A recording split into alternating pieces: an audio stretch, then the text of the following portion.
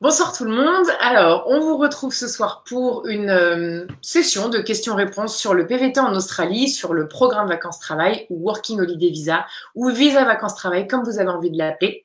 Donc ce soir, on est deux. Marie, si tu veux commencer par te présenter, n'hésite pas.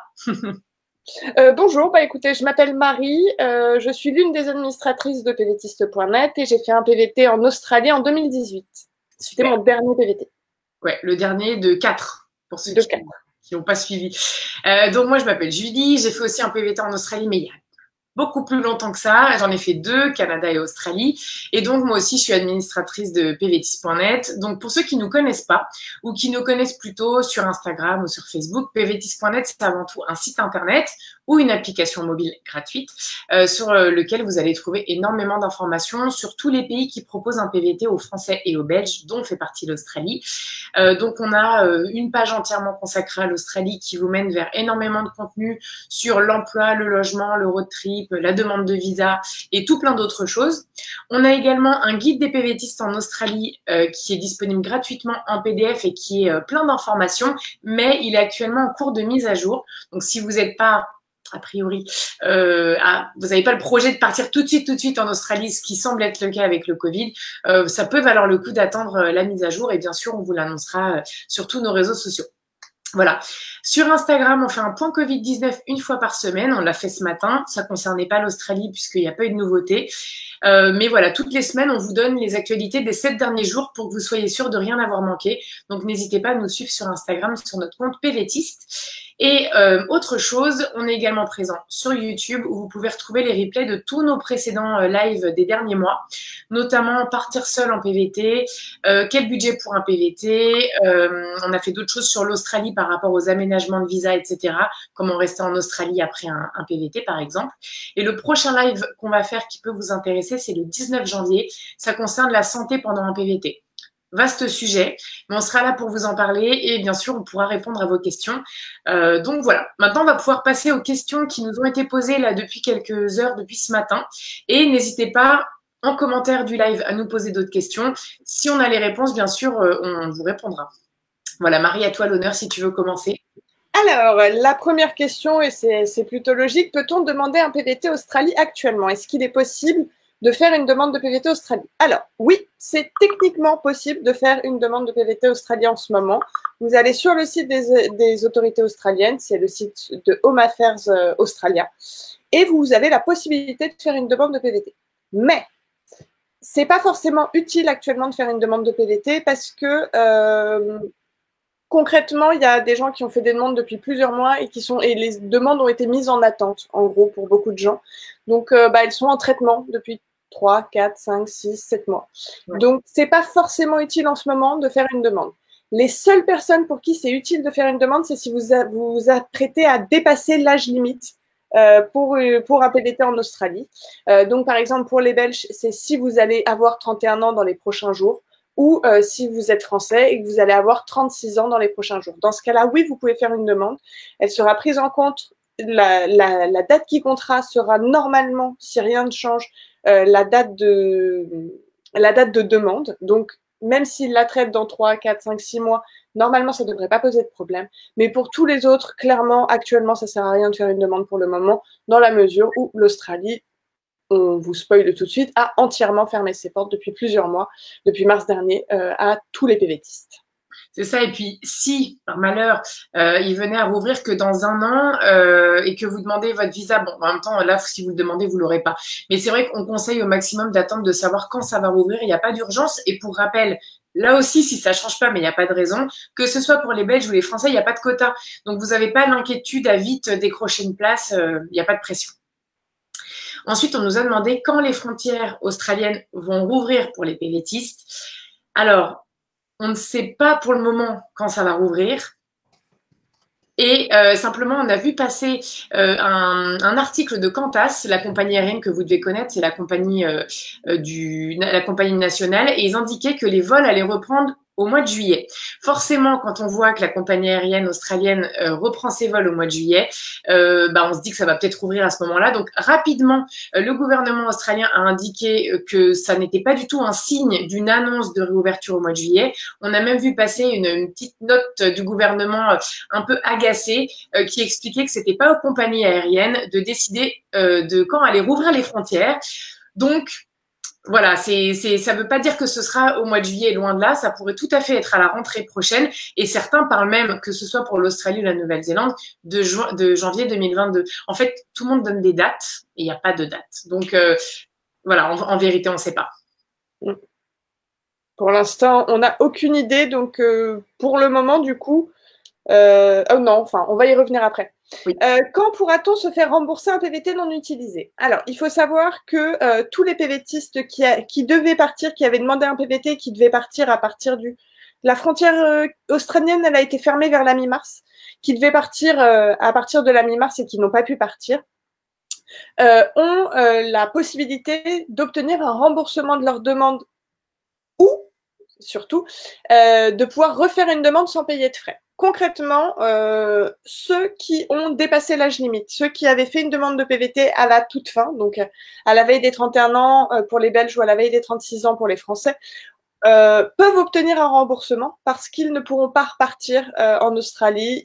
L'Australie n'a pas prévu d'augmenter l'âge minimal pour l'instant, ni quoi que ce soit, donc vous pourrez obtenir un remboursement. Pour les autres, tous ceux qui ont le bon âge et tous ceux qui sont encore éligibles au PVT Australie, l'Australie ne compte pas vraiment vous laisser obtenir un remboursement. Ce sera plutôt le droit de pouvoir repartir sans payer des frais. Vous devrez refaire une demande et vous n'aurez pas à payer les frais. Ils seront annulés directement. Vous n'aurez pas à repayer les frais. Donc, c'est pas un remboursement, mais c'est juste vous n'aurez pas à repayer.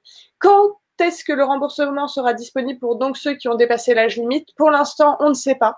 Ils ont dit que ce serait soon sur le site des autorités australiennes, mais on a vérifié aujourd'hui et c'était pas encore le cas pour le moment. Voilà.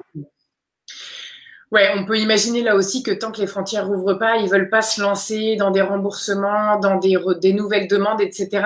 On peut comprendre aussi ça, donc voilà, à voir ce qui va être indiqué dans les prochaines semaines, prochains mois peut-être.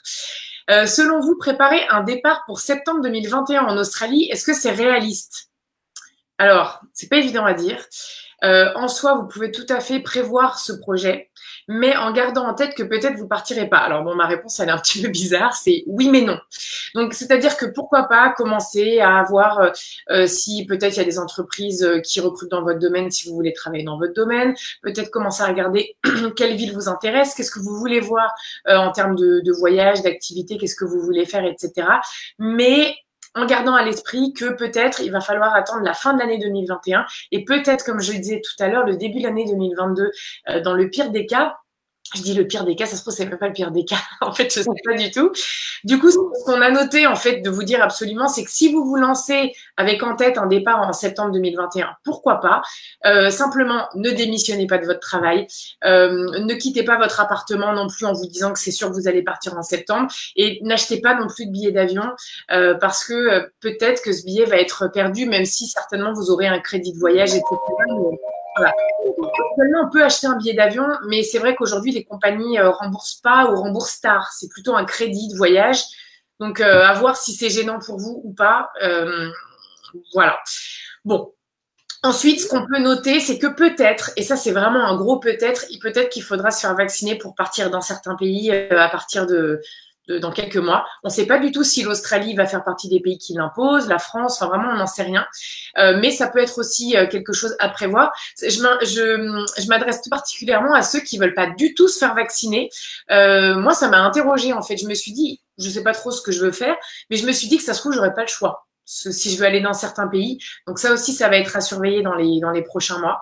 Et il faudra également surveiller si il faut fournir un test PCR, si il y a une quarantaine à respecter. Et s'il y a une quarantaine à respecter, comme c'est le cas dans pas mal de pays aujourd'hui, comme Hong Kong ou le Chili par exemple, c'est quand même un budget supplémentaire à prévoir sur vos économies, parce que se loger sans pouvoir gagner d'argent et sans pouvoir sortir, etc. pendant 2 semaines, pardon, si c'est une quatorzaine, c'est quand même, ça a un coût, en sachant qu'à Hong Kong, par exemple, Marie, tu en sais plus que moi, mais c'est des hôtels bien précis dans lesquels on peut faire une quatorzaine, et donc parfois c'est un peu cher. En Australie, alors en Australie, ce sont aussi actuellement les mesures de quatorzaine qui sont faites pour les Australiens qui arrivent en Australie. Hein. C'est à peu près que eux qui peuvent rentrer sur le territoire. Actuellement, les mesures de quatorzaine, elles coûtent entre 2500 et 3000 dollars pour les 2 semaines. Ouais. Et les gens sont, je crois, logés et nourris pendant cette période-là. Mais donc, en gros, concrètement, vous arrivez en Australie. Alors, je pense que vous devez même l'avoir payé avant d'arriver. Mais s'il y a des mesures de quatorzaine dans des centres de quatorzaine, ce sera 2500, 3000 dollars. Et j'aurais du mal à imaginer que l'Australie va faire non, non, mais vous pouvez faire votre quatorzaine à peu près n'importe où. Surtout pour des backpackers qui ont tendance à un peu se barrer dès qu'ils peuvent, quoi. Au début, la Nouvelle-Zélande avait fait ça. Ils avaient dit ouais, vous faites une quatorzaine quand vous arrivez. Au tout début, vraiment quand ils n'avaient pas tout fermé. Et directement au bout d'une semaine, il y avait déjà des PVTistes qui s'étaient barrés des lieux de quatorzaine qui n'étaient pas encore des lieux dédiés spécifiquement. Donc ouais. je sais pas. Ça sent pas bon. Ça ne sent pas bon. Si c'est ça, ça veut dire qu'il y a la moitié de votre budget minimum, si vous partez en Australie avec les économies qui sont demandées, c'est-à-dire 5000 dollars, il y a la moitié qui part sur les 2 premières semaines. Donc, ce sera quelque chose à prévoir aussi. C'est le moment de mettre de l'argent de côté.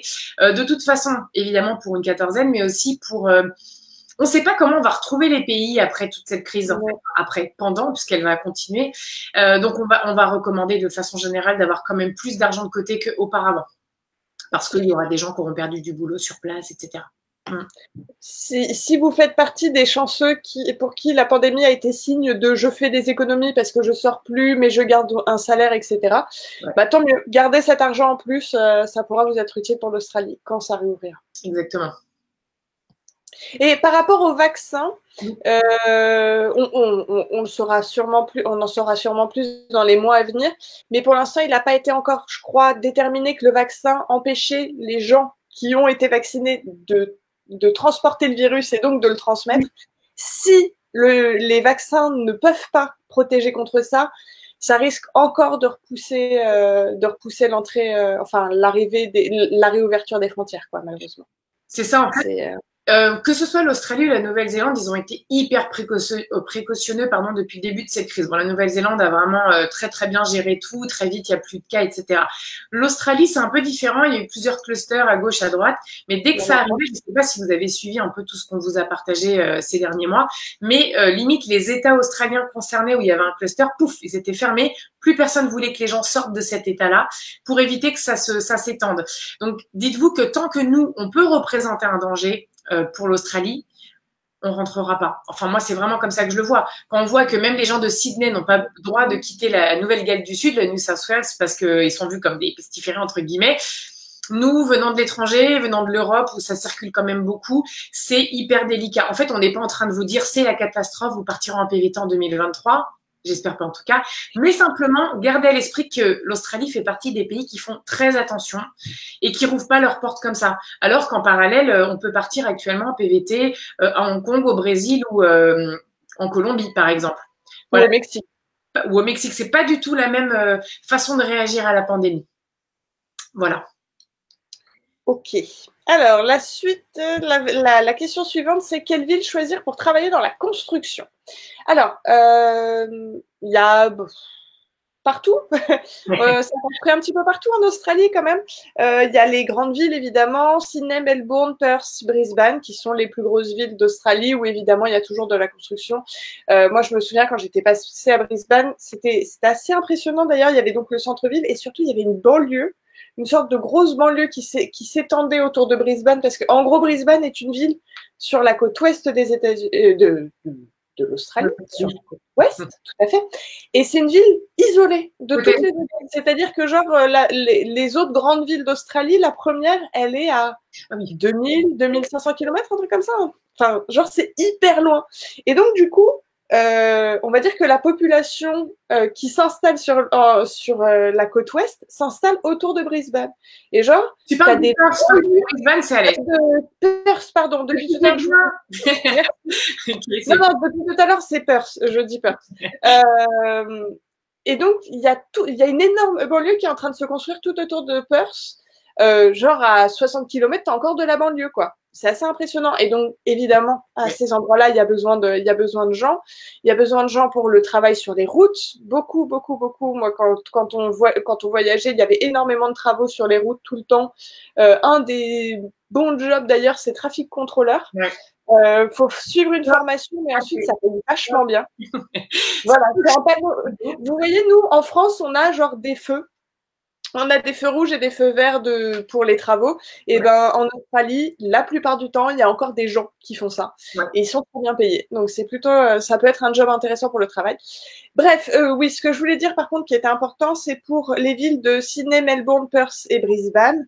Si vous travaillez dans la construction, c'est bien. En général, ça paye plutôt bien, ou c'est plutôt un bon moyen de travailler et de rester en ville.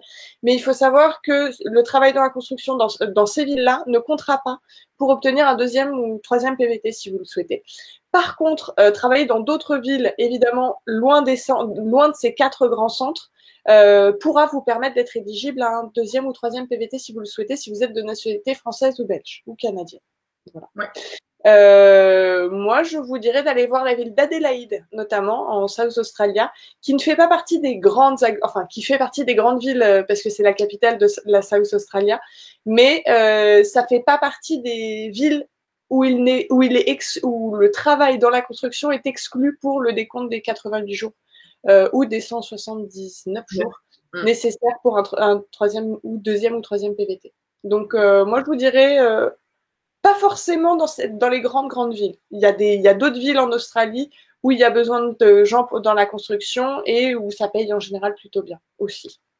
Et je précise qu'en commentaire, on vous laisse des liens, notamment là un qui vous montre les régions dans lesquelles vous avez le droit vous avez le droit de travailler partout, mais les régions dans lesquelles vous pourrez comptabiliser vos jours pour un 2e ou un 3e visa vacances travail en Australie. On vous a mis plusieurs liens depuis tout à l'heure, n'hésitez pas à regarder. Et d'ailleurs, un autre qu'on peut ajouter, c'est ton dossier, Marie, sur la construction en Australie, qui est assez complet, qui donne beaucoup d'informations et surtout qui vous parle des métiers qui sont dits réglementés, c'est-à-dire qu'il y a certains domaines pour lesquels vous allez devoir obtenir des sortes de licences, c'est ça le terme, je crois, avant de pouvoir exercer votre métier en Australie. C'est important de le savoir avant de partir, voir comment ça fonctionne, combien ça coûte, est-ce que c'est long, est-ce que c'est difficile, plutôt que d'être surpris en arrivant, de prendre connaissance de ça. Ouais, parce que par exemple, les gens qui sont électriciens en France, vous n'aurez pas le droit forcément d'exercer comme électricien dès votre arrivée en Australie et d'être payé comme un électricien en Australie.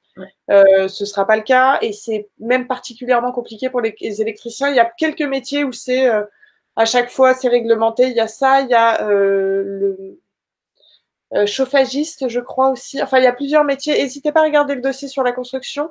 Et il y a aussi toute une partie sur la white card parce que quand vous devez travailler dans la construction, vous devez automatiquement, c'est dans tous les cas, obtenir ce qu'on appelle une white card. C'est une carte qui vous autorise à vous rendre et à travailler sur des chantiers. C'est en gros une formation qui consiste à connaître les règles de sécurité pour que vous puissiez travailler sur un chantier en toute sécurité, les équipements à avoir, les réflexes à avoir, etc. C'est une formation qui se fait soit en ligne, soit en personne. Vous verrez dans le dossier sur la construction en Australie, il y a certains États acceptent les formations en ligne, d'autres n'acceptent que les formations en personne. Du coup, votre carte peut être valide à certains endroits, mais pas à d'autres. N'hésitez pas à regarder pour en savoir plus. Et attention aux arnaques, parce qu'il y en a. Sur Internet, quand on tape wildcard, dans les annonces au début, parfois ce sont des arnaques où en fait vous payez pour recevoir une wildcard et en fait vous ne la recevez jamais parce que c'est juste quelqu'un qui essaie de vous prendre de l'argent. Il y a des organismes réglementés qui vous permettent d'obtenir la wildcard et si si le site sur lequel vous allez n'est pas un organisme réglementé, vous payerez pour rien. Par ailleurs, point important sur la wildcard, il faut être arrivé en Australie pour pouvoir, il me semble, passer votre wildcard. Vous ne pourrez pas le faire sans être arrivé parce que il faut que pour vous inscrire, vous avez besoin d'un numéro d'étudiant et le numéro d'étudiant, vous ne pouvez l'obtenir que si vous avez déjà passé l'immigration australienne à l'arrivée. Voilà. Okay. Merci pour ces précisions, c'est cool. Impeccable. Toujours en parlant de boulot, on nous a demandé, est-ce que c'est compliqué de trouver un boulot en dehors des fermes, par exemple dans la communication? Alors oui, c'est possible en Australie de trouver des boulots qui ne sont pas dans les fermes, hein. Il y a beaucoup de gens qui veulent pas faire ça. Même si pour le coup, pour avoir essayé, moi, j'ai trouvé ça vachement sympa, l'ambiance et tout ça. C'est sûr que c'est fatigant, mais ça peut être intéressant, surtout si, comme moi, vous êtes payé à l'heure. Ça évite d'être trop mal payé quand on n'est pas bon, grosso modo. Mais bon, si ça vous intéresse pas, sachez qu'il y a du boulot dans la vente, la restauration, tout ce qui est tourisme, hôtellerie. J'ai noté également les déménagements, les livraisons, les lavages de voitures. Enfin, il y a pas mal de boulots différents qui peuvent être occupés par les PVTistes. Par contre, dans des domaines comme la communication, il y a quand même des choses qui entrent en ligne de compte parce que c'est des boulots qui sont un petit peu plus stables, entre guillemets, c'est pas le mot. Rappelez-vous de plusieurs choses. D'une part, vous avez un visa d'1 an. Donc, ça veut dire que vous, contre un Australien qui est là pour toujours, peut-être que ça peut à un moment donné bloquer votre employeur. Secondo, vous avez une limitation de 6 mois maximum de travail avec le même employeur. Hein, ça, c'est une des caractéristiques du PVT en Australie. C'est pas le cas dans tous les pays du PVT, mais en Australie, oui. Ça veut dire que même s'il y a des exceptions pour travailler plus de 6 mois pour un même employeur, dans la communication, les exceptions ne marchent pas trop, sauf si éventuellement vous êtes dans une entreprise qui est assez grosse, qui a plusieurs bureaux, plusieurs succursales, et dans ce cas-là, vous faites 2 contrats de 6 mois par exemple. Mais imaginons que c'est pas le cas. Au bout de 6 mois, vous devez quitter ce poste. Donc là aussi, est-ce que l'employeur aura envie de vous embaucher que pour 6 mois? Ça peut être un frein comme ça peut ne pas l'être, mais je préférais le préciser. Également, il y a le niveau d'anglais. Là, on parle de la communication. Tu as donné ça en exemple. Il y a sans doute d'autres choses. C'est typiquement un métier où la maîtrise de la langue va être hyper importante parce que c'est un domaine qui est pas mal dans la représentation aussi. Il faut sans doute faire des présentations à des clients, je sais pas, gérer des réunions, etc. Donc, il faut quand même avoir un niveau d'anglais assez bon. Également, toujours se mettre à la place d'un recruteur, d'un employeur australien. Il a face à lui votre CV. Vous êtes français, française ou peut-être belge. Vous êtes là pour 1 an, vous avez 6 mois maximum avec lui. Votre anglais, il est un peu so-so.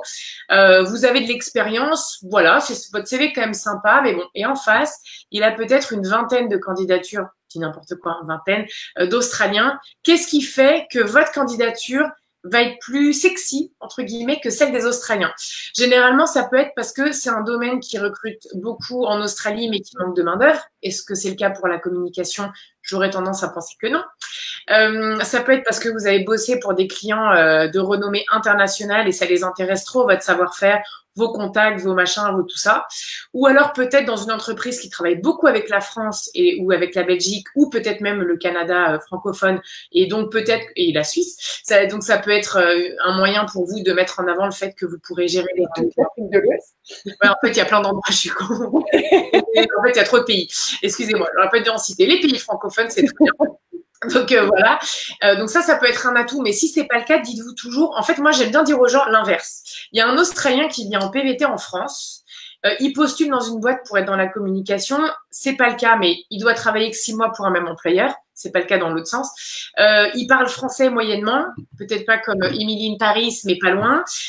Pourquoi il va pas vous prendre plutôt vous, plutôt que lui? Enfin, vous voyez ce que je veux dire? Il faut toujours se poser cette question-là. Donc, en fait, je veux pas du tout vous dire que c'est pas possible, mais il va falloir avoir un bon niveau de langue, sans doute bien développer votre réseau. Le but, c'est pas de vous dire oui, tu vas trouver, parce que c'est peut-être totalement faux, quoi. C'est pas forcément évident. En Australie, les PVTistes sont un petit peu moins vus. Moins envisagé pour ce genre de poste. Autant au Canada, il y a pas mal de gens qui se font embaucher à des postes un petit peu plus, comment on appelle ça, je sais pas ce que je dois dire, plus qualifiés, entre guillemets, mais en Australie, moins quand même. Voilà. Je sais pas si tu voulais ajouter quelque chose, Marie, je regarde un petit peu. Non, ça me semble genre tout à fait complet. Ouais. Il faut savoir que vous avez le droit de travailler dans la communication, hein, mais c'est super chaud de... Ouais. C'est super chaud de décrocher un boulot là-dedans. À part si vous avez plein de contacts en Australie en arrivant et des contacts qui sont bien intégrés justement dans ce domaine-là, quoi. Mais... Faut pas hésiter à être sur LinkedIn, bien sûr, activer votre réseau, voir si des gens qui étaient dans votre école, à votre fac, etc., des anciens collègues sont pas là-bas ou connaissent peut-être des gens qui sont là-bas. Le réseau, c'est important dans tous les pays parce qu'il y a souvent des embauches en sous-marin, en fait. On n'a même pas connaissance des offres. Donc, si on n'a pas pris le sous-marin avec les autres, bah, les offres, on les voit pas. Et tout ce qu'on voit, c'est ce qu'il y a sur Internet. Et donc, du coup, ça limite un petit peu les opportunités. Voilà, faut essayer de rencontrer des gens sur place. Via le sport, la danse, le bénévolat, des événements de réseautage s'il y en a, les PVTistes, ça peut jouer aussi, la communauté française, pas forcément francophone, pardon, on va arrêter avec la France, pas forcément PVTistes, ça peut être des expats de longue date, des gens plus âgés que nous, etc. Voilà, faut tenter, quoi, disons. Voilà, si tu veux prendre la prochaine question, n'hésite pas. Alors, question suivante. Peut-on obtenir un PVT Australie et y partir si on est actuellement en PVT en Nouvelle-Zélande? Alors, donc, tout à l'heure, je vous disais, l'Australie a totalement fermé ses frontières, sauf aux citoyens australiens. Oui, mais il y a une exception depuis octobre, c'est ça? Oui, c'est à peu près, ouais. À peu près. L'Australie a réouvert sa porte aux personnes qui arrivent de Nouvelle-Zélande et qui étaient en Nouvelle-Zélande dans les 14 derniers jours précédant leur arrivée. Ça veut dire quoi? Ça veut dire que concrètement, les Français qui sont en Nouvelle-Zélande peuvent, ou n'importe quelle nationalité, peut rentrer en Australie actuellement. L'inverse, je précise tout de suite, n'est pas possible. Tous ceux qui sont en Australie ne peuvent pas aller en Nouvelle-Zélande et même des gens qui sont en Nouvelle-Zélande et qui feraient j'irais bien faire des vacances en Australie pour revenir ensuite en Nouvelle-Zélande. Non.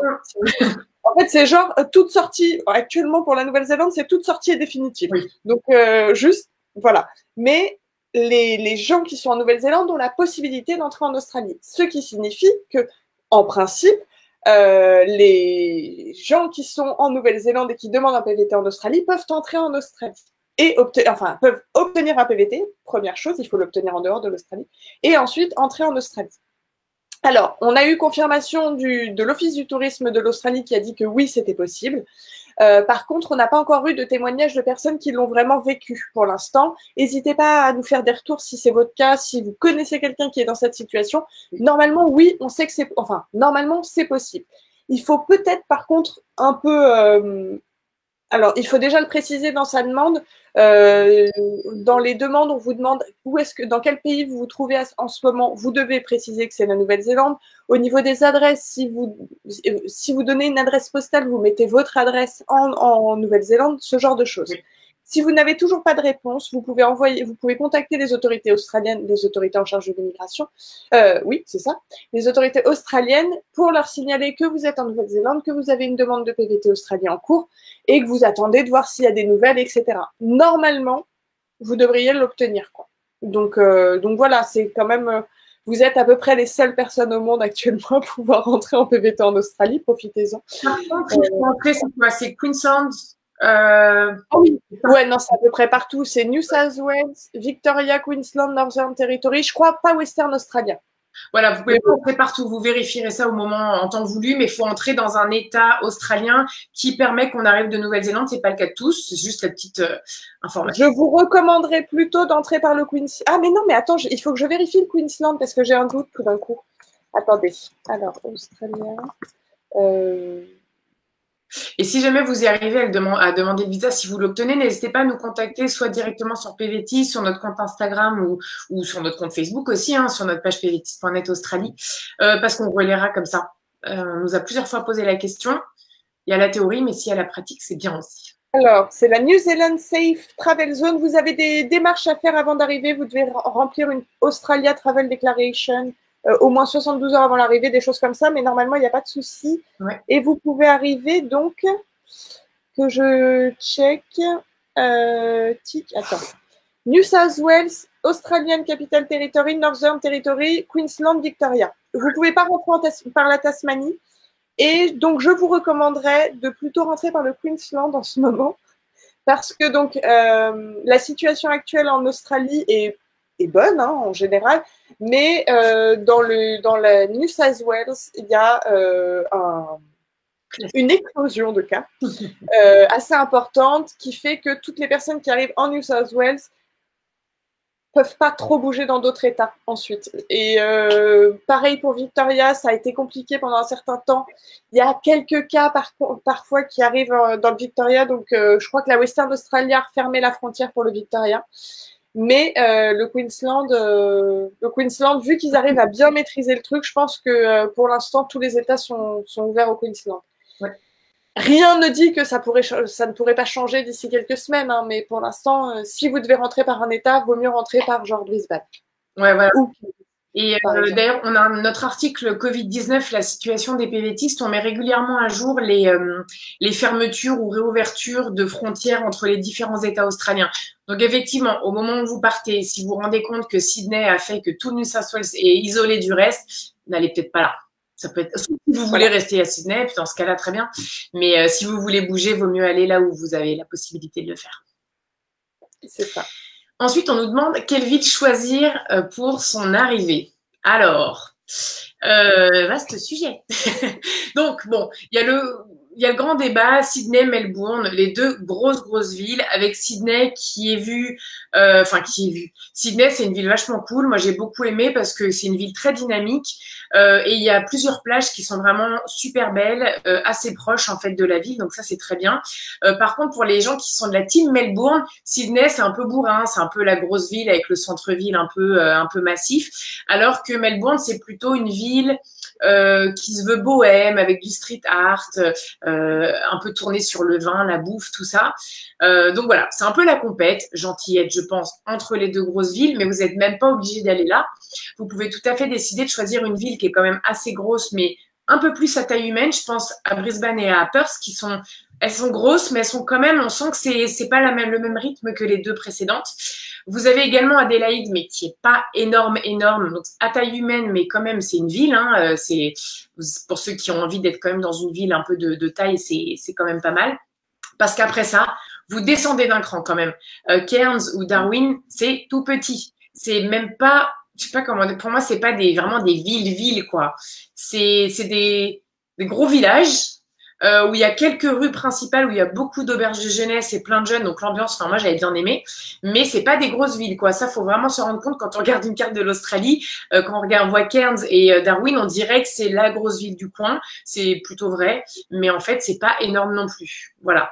Ensuite, Alice Springs au centre du pays, c'est quand même assez petit et hyper isolé.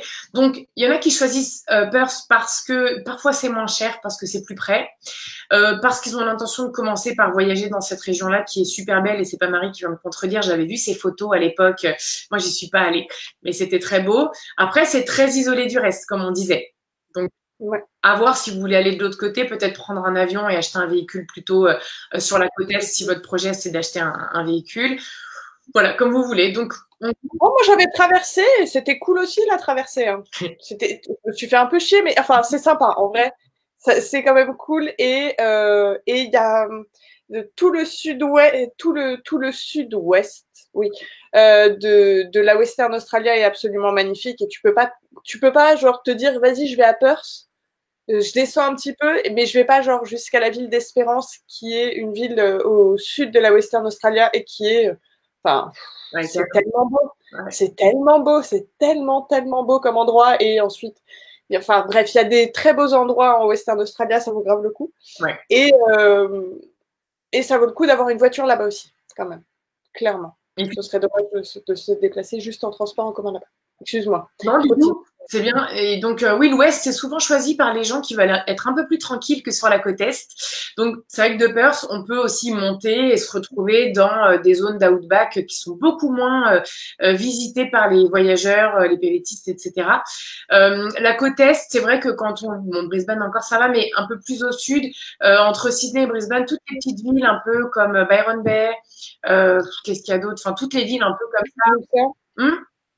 Noosa? Ouais, Noosa, Fraser Island, tout ça, c'est assez côtoyé par les PVTistes. C'est la fête à fond et tout. Donc, si vous êtes fêtard, c'est génial. Moi, j'ai des très bons souvenirs dans ce coin-là, mais je comprends que ça puisse ne pas convenir à tout le monde. Donc, voilà, c'est vraiment à vous de voir aussi en fonction de ce que vous cherchez à faire. Si vous voulez absolument voir dès le début la Grande Barrière de Corail, aller à Perth, c'est pas super stratégique. Donc c'est ça qui peut. Ou alors, il y a la barrière de là-haut. Enfin, la petite barrière de corail, je sais pas comment elle s'appelle, mais il y en a une effectivement. Attends. Tu vas me contredire. Je l'ai pas vu, hein. Je l'ai pas vu, mais elle s'appelle Ningaloo Coast. Ouais, Ningaloo, ouais. C'est là où tu peux nager avec des baleines aussi. Il y en a qui l'ont fait effectivement. Ouais. Et, enfin, apparemment, c'est magnifique comme endroit. Hein. Et c'est parce que la grande barrière de corail, elle va pas forcément hyper bien partout. Ouais. On va dire que c'est un peu compliqué, quoi, la situation. Les coraux sont pas mal blancs. Ouais. Donc voilà, je sais pas trop si j'ai répondu à ta question, mais si je dis pas de bêtises, dans le guide des PVTistes en Australie, on a fait des fiches avec les villes qui peuvent peut-être te donner un petit peu, je sais pas, t'attirer plus pour une ville que pour une autre, ou pourquoi pas aller sur YouTube, traîner et regarder des vidéos des 2 ou 3 villes qui t'attirent le plus. Peut-être que de voir des images, ça va encore plus te donner envie. Par exemple, je disais tout à l'heure que Melbourne, c'était un rythme un petit peu plus doux. C'est peut-être moins speed entre guillemets que Sydney, mais par contre en termes de plage c'est pas folichon. Et puis à Sydney tu peux tout à fait ne pas vivre dans le centre-ville et avoir un rythme beaucoup plus doux. Moi quand je suis arrivée j'avais décidé d'aller vivre dans un quartier qui s'appelait Newtown je crois, dans une auberge de jeunesse qui s'appelait, je pense qu'elle existe toujours, je sais pas, qui s'appelait Billabong Backpacker.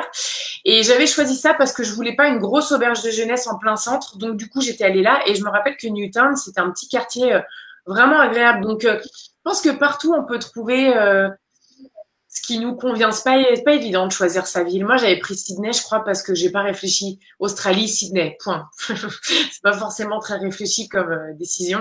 Toi, t'étais arrivé où? À Perth. Ah oui, bah oui, d'accord. Et c'était trop bien. Enfin, moi, j'avoue que je promeus la côte ouest parce que c'était vraiment, vraiment très chouette, quoi. Moi, je me souviens, c'était dans les trucs tout bêtes. C'est vraiment totalement ridicule, mais quand même, quand tu voyages, alors, il y a quand même des PVTistes hein, sur la côte est. Faut pas croire que là, ce que je vais dire va laisser entendre qu'il y en a pas, mais c'est pas vrai. Il y en a quand même beaucoup. Mais c'était quand on était sur la côte ouest et qu'on allait justement vers Espérance, donc au sud. Quand on croisait des vannes, on se faisait coucou. Parce que, voilà, c'était sympa et tout. Tu fais coucou à d'autres vannes, tu fais « Ah, on est dans le même truc, c'est marrant. » Et quand on est passé sur la côte Est, eh ben, plus personne nous faisait coucou. Et c'était hyper triste, tu vois. Genre, tu fais « Oh, mais pourquoi ?» Et on l'a vu quand on a traversé le désert, donc qui s'appelle le Null Arbor. À un moment, on s'est dit « Mais en fait, les gens qui arrivent dans le sens opposé, bon, ils font un peu coucou parce que vu que tu t'embêtes un petit peu quand même dans le Null Arbor, bah, c'est un moment où genre tu fais « Ouh, je reste éveillé, je fais coucou aux gens. » Mais je sais pas, il y avait vraiment un truc où on a senti qu'on était passé sur la côte Est et qu'il y avait beaucoup plus de monde et que donc du coup, c'était un peu moins sympa. C'est plus banal, ouais. Ouais, mais bon, enfin, ensuite la côte Est c'est très chouette aussi. C'est pas la même chose, quoi. Mais voilà. Perth, c'est pas la ville la plus folle du monde, mais en fait, c'est surtout les alentours qu'il faut avoir à l'esprit, quoi. Ouais. Et autre point aussi, parce que c'est vrai que j'ai oublié de le dire, le coût de la vie peut aussi vous déterminer dans quelle ville vous allez. Par exemple, les loyers à Sydney, ça va être les plus chers du pays. Donc, on a un dossier sur PVTIS qui s'appelle le coût de la vie en Australie qui peut vous donner des informations là-dessus. Et il y en a un autre sur le logement aussi, si je dis pas de bêtises. Donc, n'hésitez pas à prendre le temps. Hein, justement, cette période nous donne du temps. On n'a que ça, du temps. Donc, si vous avez des petites lectures à faire, ça peut être intéressant de regarder ces 2 dossiers. Peut-être que vous choisirez une ville qui vous fera faire moins de dépenses dès le début. En termes de transport aussi, je me rappelle que c'était pas forcément donné à Sydney. Donc, de toute façon, rien n'est vraiment donné à Sydney, globalement. Voilà. Alors, du coup, là, on a répondu aux questions qui nous ont été posées depuis ce matin. On va passer aux questions qui ont été posées pendant le live. Hein. Si vous vous impatientez un peu, on arrive. Si tu veux peut-être prendre la suivante, Marie, comme tu... Alors, est-ce que le marché de l'emploi, comme en France, a beaucoup été impacté par la Covid ou pas? Sous-entendu, est-ce qu'il sera facile de trouver un travail lors de la réouverture des frontières? C'est compliqué. En fait, c'est compliqué de vous répondre, quoi. Actuellement, les gens qui sont en PVT en Australie, par exemple, s'ils vont travailler dans des fermes, j'ose croire que ça se passe extrêmement bien pour eux. Oui. Parce que actuellement, les fermiers ont besoin de main-d'œuvre. Oui. Ils ne les trouvent pas. Et donc, obligatoirement, dès qu'il y a des gens qui sont à peu près motivés, les fermiers, ils ont décidé de les payer correctement, au moins. C'est-à-dire que les pratiques qui consistent à payer les gens en deçà du salaire minimum ou à payer les gens à la pièce, et du coup, ça fait un salaire en deçà du salaire minimum. Je pense que c'est un peu à l'arrêt en ce moment. Je pense que un des moyens de recrutement des employeurs en ce moment, c'est de dire on paye à l'heure, on paye à l'heure, on paye à l'heure, venez récolter nos fruits et nos légumes parce que sinon ils vont pourrir concrètement. Donc voilà. Mais ensuite, à la réouverture, il faut imaginer que de toute façon, je sais pas. Évidemment que ça va être, pour certains domaines, ça va être évidemment plus compliqué. Pour d'autres, j'aurais tendance à penser que non. Et ça dépendra aussi du nombre de personnes qui rentreront dans le pays à la réouverture des frontières. Si il y a tout d'un coup 500 000 PVTistes qui arrivent en 2 mois, oui, il va y avoir une petite concurrence, ouais. Ça va être chaud. Oui, parce que c'est sûr que si c'est le même nombre que d'habitude, là on l'a bien vu, que ce soit en Australie ou en Nouvelle-Zélande, d'ailleurs ça a été assez relayé dans la presse, les deux pays espéraient que les Australiens et les Néo-Zélandais aillent dans les fermes ramasser les fruits.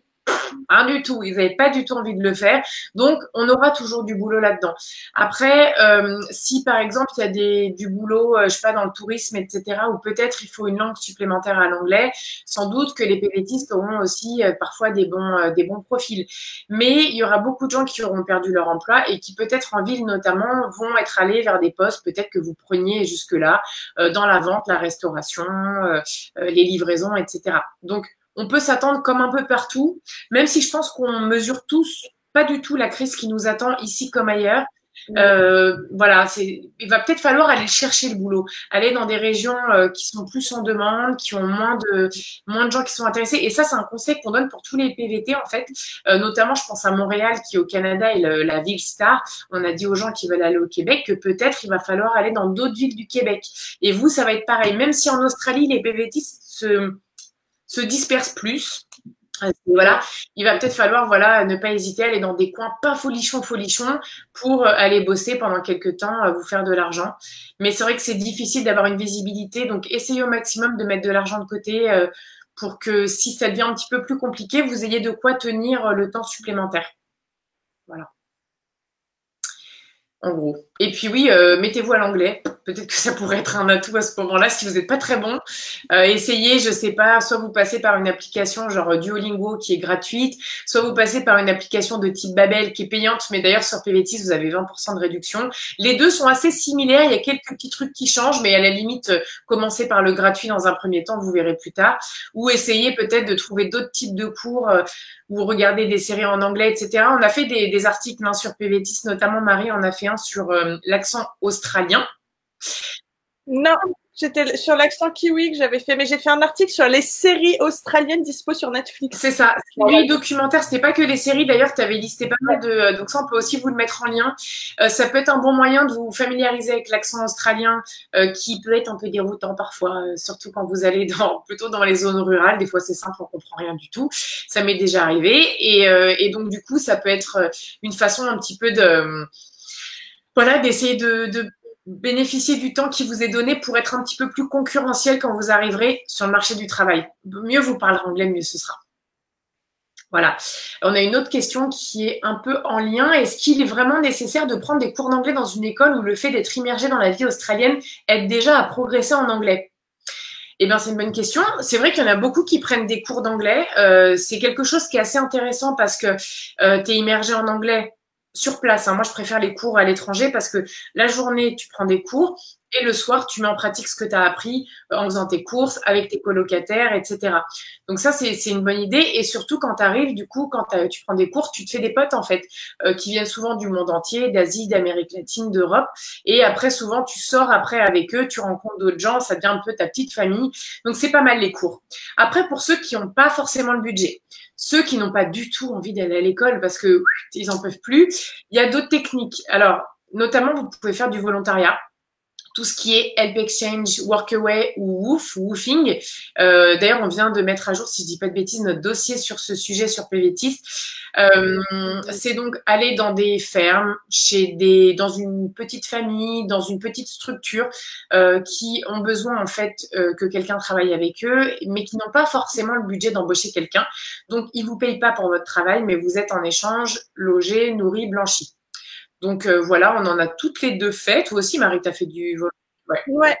Voilà. C'est une très bonne façon d'être en immersion. d'être dans une famille souvent ou dans une petite entreprise australienne. Vous n'avez pas la pression d'être viré par votre employeur parce que votre anglais est trop mauvais. Souvent, si vous tombez plutôt bien, les gens sont patients, ils vont un peu répéter quand ils voient que vous comprenez pas, etc. Et souvent, sur ces sites, il y a des commentaires qui sont laissés par les précédents volontaires. Donc, si vous voyez, ils sont trop sympas, ils m'ont trop aidé, c'est devenu ma famille. Enfin, j'exagère, mais des trucs un peu beaux comme ça, foncez. Ça peut être vraiment une bonne technique, une bonne alternative en tout cas au cours d'anglais. Et puis, lancez-vous. Je ne vais pas me prononcer pour les Belges parce que je ne suis pas sûre que ce soit un complexe belge, mais un complexe français, oui. On est hyper stressé sur notre niveau de langue. Je sais pas, quand on a honte, en fait, quand on ne parle pas bien. Mais sachez que si vous n'osez pas vous lancer, vous progresserez jamais. Alors que si vous parlez au maximum anglais, même si c'est pas parfait, même si votre accent il est horrible, faites un petit effort quand même, vous allez forcément vous améliorer. Plus on parle, mieux on parle. Je le dis tout le temps. Et c'est nous souvent qui nous mettons la pression. Il faut pas. Les gens en face, ils sont contents de vous parler leur langue déjà. Est-ce qu'ils parlent la vôtre? C'est pas sûr. Hein, c'est même souvent pas le cas. Donc voilà pour ma petite réponse. Moi, j'ajouterais que, donc oui, pour juste, c'est pas absolument nécessaire de prendre des cours. Ça peut être pratique, ça dépend de toi et de ta confiance en toi. Mais si tu décides de pas prendre de cours, ce qui est tout à fait possible, et que tu te dis, le fait d'être dans un environnement australien m'aidera à progresser en anglais, il y a une seule chose que tu dois absolument ne pas faire, c'est te mettre que avec des Français. Parce qu'il y a des gens qui font ça. Alors, voir des Français, moi, il n'y a pas de problème, mais juste si tu te mets que avec des Français, tu vas jamais progresser en anglais. Parce que tu auras toujours une personne qui se débrouillera un petit peu mieux que toi et tu te mettras à côté, tu t'accrocheras à lui, tel une moule à son rocher en mode aide-moi. Et en fait, tu parleras pas aux gens, tu te reposeras toujours sur d'autres personnes et c'est vraiment pas le bon plan. Vraiment, enfin, c'est si tu te dis pas de cours de français, et ben tu évites un peu de traîner que avec des Français ou des francophones en général. Ouais, voilà, c'est vrai que tu as les colocs, les collègues et les amis qui sont francophones, ça va pas marcher. Si par contre tu vis en coloc avec des anglophones ou des non francophones, que tu as ton groupe de potes francophones, français, belges, tout ça, et qu'au boulot tu parles anglais, ça va, c'est pas gênant. Nous, on n'est pas du tout à dire faut pas avoir de français. Enfin, c'est un petit peu radical. Surtout que nous-mêmes, on a fait des très très belles rencontres parmi les Français, les Belges et les Canadiens quand on était à l'étranger. Donc, on a un petit peu, enfin, on trouverait ça dommage de renoncer à des amitiés parce que les personnes parlent la même langue, mais il faut simplement voilà que tout l'environnement soit pas francophone. Et puis effectivement, j'avais un copain quand je bossais dans le Queensland, dans les melons, on était beaucoup de jeunes, une quarantaine de toutes les nationalités, sauf que lui, il parlait pas bien anglais, et donc comme il parlait pas bien anglais, bah, il avait tendance à parler que à notre, enfin au groupe de Français, on devait être 5, je pense, et du coup, bah, je pense qu'il est rentré avec le même niveau. Donc c'est super dommage, quoi, parce que forcément, il est pas passé à côté de son PVT, il a adoré, il a voyagé, mais il y a tellement de rencontres qu'il a pas pu faire, donc c'est vrai que le conseil de Marie est très pertinent. La prochaine question, Marie, c'est votre conseil serait donc d'attendre pour partir en PVT encore quelques mois. Je pense que c'est par rapport à ce qu'on disait tout à l'heure pour un projet en septembre. Alors, de toute façon, c'est que pour l'instant, vu que c'est pas possible, oui, en fait, c'est pas notre conseil, c'est d'attendre. C'est que dans tous les cas, vous devez attendre. Ouais. Quand les frontières seront réouvertes, les frontières réouvrent un jour, non, quand les frontières seront réouvertes, au bout d'un moment, ça va réouvrir quand même. Oui. Il faudra, enfin, ça dépendra peut-être. Il y a certains d'entre vous, ils voudront partir tout de suite. Peut-être en prévision de et si les frontières referment, comme ça je serai partie sur le bon moment, oui. Ce qui peut être une stratégie. Oui. D'autres pourraient se dire bah moi je préfère un peu attendre, voir s'ils lèvent les parce que il est probable, c'est pas sûr du tout, mais il est probable que quand même au départ ils mettent en place des systèmes de quarantaine, au moins. Donc si vous n'avez pas forcément le budget pour subir une quarantaine ou si vous n'avez pas envie de subir une quarantaine, il faudra peut-être encore un petit peu attendre encore quelques temps avant d'envisager le retour des PVTistes. Ce qu'on sait, c'est qu'il y a pas mal d'organisations, d'associations touristiques et d'associations en lien avec les producteurs et les fermiers, etc., qui essayent de travailler à faire revenir les PVTistes. Pour l'instant, c'est pas du tout à l'ordre du jour, mais ils envisagent notamment des systèmes de centres de quarantaine qui coûteraient moins cher que les centres actuels. Okay. C'est pas fait, rien n'a été décidé pour l'instant, mais ça serait une des options possibles au début des réouvertures de frontières, peut-être, quoi.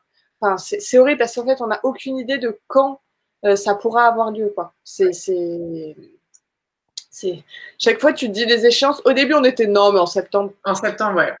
En septembre 2020, oh, ça devrait aller. Et là, tu fais, moi, je sais pas. Hein. Clairement, je sais pas du tout, quoi.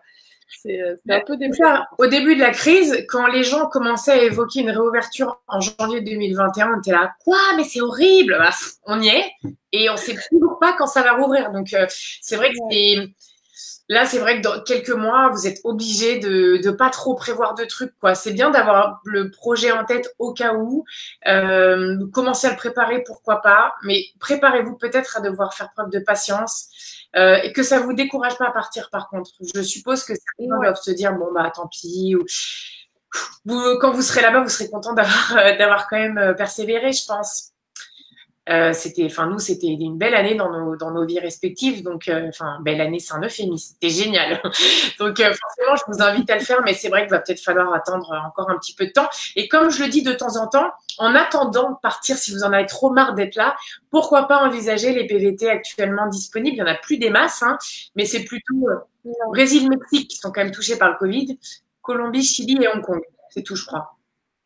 Ou Taïwan? Ah non, Taïwan, c'est suspendu un petit peu. Malheureusement. Ouais, mais c'est suspendu. On peut imaginer que c'est suspendu assez temporairement. Peut-être, effectivement. Pareil pour le Japon. Ouais. Parce que moi, en fait, pourquoi je pensais au Japon, à Taïwan, éventuellement la Corée aussi et Hong Kong, c'est parce qu'il est possible aussi que quand l'Australie réouvrira ses frontières, ils le feront petit à petit. Et ils le feront genre en regardant d'abord les pays d'Asie qui s'en sortent mieux que nous. Ouais. Et je me dis, si vous voulez être dans les premiers, potentiellement, si vous allez faire un PVT là-bas en attendant, il y a peut-être moyen de moyenner. La meuf qui est en train d'essayer de ramener tout le monde vers l'Asie. Hong Kong, c'est ça, on te connaît là. Son PVT préféré. Puis à Hong Kong, tu peux pratiquer l'anglais aussi, donc ça peut quand même être pertinent. C'est pas un PVT donné parce que le logement notamment coûte cher, mais ça peut être une idée. Si vous trépignez, là, pourquoi pas partir ailleurs en PVT en attendant. Pourquoi pas. Ouais. Il y a quelques pays d'ouvert. Oui. Mon dossier est sur le point d'être fini. Est-ce que c'est mieux de clôturer maintenant et d'attendre sagement une date ou de le laisser en stand-by tant que les frontières sont fermées? Bah, comme il est en stand-by, moi, je le laisserai en fait, parce que tant que t'as pas de réponse, finalement. Juste ne perds pas tes identifiants. Ouais, c'est ça. En fait, ça n'a pas vraiment de différence. Je me dis que si tu le laisses en stand-by, à un moment donné, ils vont reprendre le traitement et tu auras ton visa. Ou alors, tu vas avoir tout enlevé, mais quand ils vont reprendre les demandes, tu vas faire une demande et tu auras ton visa, ça revient au même. Épargne-toi de remplir à nouveau tout le formulaire. Parce que c'est pas très compliqué, mais c'est un peu long quand même. C'est une bonne demi-heure, je crois. Donc, moi, à ta place, je le garderai en stand-by en attendant que ça passe, quoi. Voilà. Tout à fait. Pour la demande de PVT, une fois que les frontières seront ouvertes, est-ce que les délais de validation sera très long vu le nombre important de demandes qu'il va y avoir? Conseillez-vous d'attendre que ce soit ouvert pour faire la demande au risque d'avoir un délai de traitement très long ou de faire sa demande maintenant? Moi, je vous recommande pas de faire votre demande maintenant. Clairement, comme on disait tout à l'heure, ça sert à rien. Et vous n'allez pas avoir de réponse. Et de toute façon, ils recommenceront sûrement le traitement des demandes après et ils n'utiliseront pas forcément le principe du premier arrivé, premier servi. Il y a beaucoup de traitements désormais pour les PVT qui sont en automatique. Donc, du coup, il n'y a pas d'humain qui les traite. C'est juste, ça se traite automatiquement et parfois des humains les étudient apparemment, d'après ce que j'ai cru comprendre. Donc, est-ce que les délais de traitement seront augmentés? Je ne suis pas sûre. Je ne suis pas certaine. Rapide, hein. Et en plus, comme il y aura sûrement une réouverture progressive et donc ce sera de pays en pays, enfin pas de pays en pays, mais de région peut-être en région, j'aurais tendance à penser que non. Et il y a plein de gens, ils ne voudront pas bouger tout de suite. Et par exemple, si l'Australie exige un vaccin, il y aura plein de gens, ils ne voudront pas y aller parce qu'ils exigent un vaccin. Ouais. Donc, je ne sais pas. Ou aussi, il y a plein de gens qui pourront pas y aller parce qu'ils attendront un vaccin pendant plusieurs mois, quoi. Je sais pas. Je me dis que ça devrait aller normalement. Ouais, je pense aussi parce qu'il faut dire que quand même l'Australie, c'est le pays du PVT où les délais de traitement sont les plus rapides, parfois quelques minutes ou quelques heures. Donc si c'est rallongé et qu'on passe à 3 jours, Ça devrait aller. Après, je dis non, ça va monter à 2 semaines. Mais je ne sais pas si vous serez à 2 semaines, puisque de toute façon, il faudra acheter votre billet d'avion, il faudra acheter encore 2-3 trucs, dire au revoir à la famille. Donc, à la limite, bon. Mais après, c'est comme vous voulez. Si vous voulez faire votre demande maintenant, pourquoi pas? De toute façon, il n'y a pas de réponse. Mais il n'y a pas d'intérêt majeur, a priori. Voilà, c'est ça. Dans quels états vaut-il mieux arriver pour acheter un van aménagé? Alors, Marie, toi qui es dans la registration, le truc le plus gonflant en Australie. Actuellement, non, c'est la guerre, Enfin, alors, ça, en fait, c'est pas tant l'état dans lequel il faut arriver pour acheter un van aménagé, c'est l'état dans lequel vous arrivez et l'état dans lequel vous comptez être à la fin de votre séjour qui joue. Je sais, c'est complètement aberrant. Une des meilleures stratégies dans l'absolu serait de acheter un van dans l'état où vous arrivez, immatriculer dans l'état où vous arrivez et de le revendre à votre retour dans l'état où vous arrivez. Ça, ce serait en gros la meilleure solution. Voilà. Vous faites un Melbourne, une boucle dans un sens ou dans l'autre, ou même vous faites un Melbourne en montant et en redescendant, enfin bref. Ce serait la meilleure stratégie. Parce que donc, concrètement, en Australie, l'immatriculation, elle fonctionne selon les États. Il y a des plaques immatriculées et enregistrées dans le Queensland, en Western Australia, etc. Et quand vous faites un changement de propriétaire, selon l'état dans lequel vous vous trouvez, et selon la plaque d'immatriculation, enfin surtout selon la plaque d'immatriculation, vous avez des démarches plus ou moins compliquées à faire. Concrètement, il me semble, parce que j'ai pas encore tout étudié, Julie, sur le sujet, et je suis en train de mettre à jour le dossier sur l'achat des vannes et sur la Rego, et c'est assez le chaos. La Western Australia, c'est bien. Ouais.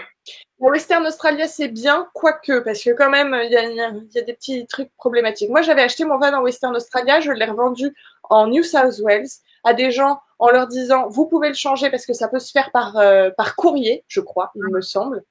Donc, c'était plutôt cool, on ne demande pas d'être présent sur place, etc. Donc, ça, c'est bien. Le seul truc, c'est qu'il fallait fournir une adresse en Western Australia quand même. D'accord.